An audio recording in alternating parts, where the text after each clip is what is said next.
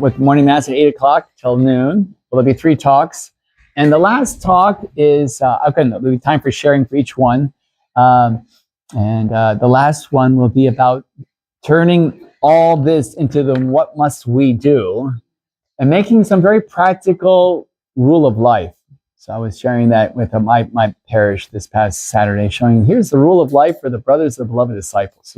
So ideally, we're all kind of creating our own rule of life, just some practical things I need to do, we need to do, vows that I make to make sure I'm being faithful to this, to truly behave as I believe and do as I truly speak. And, a whole rule of living in the divine will.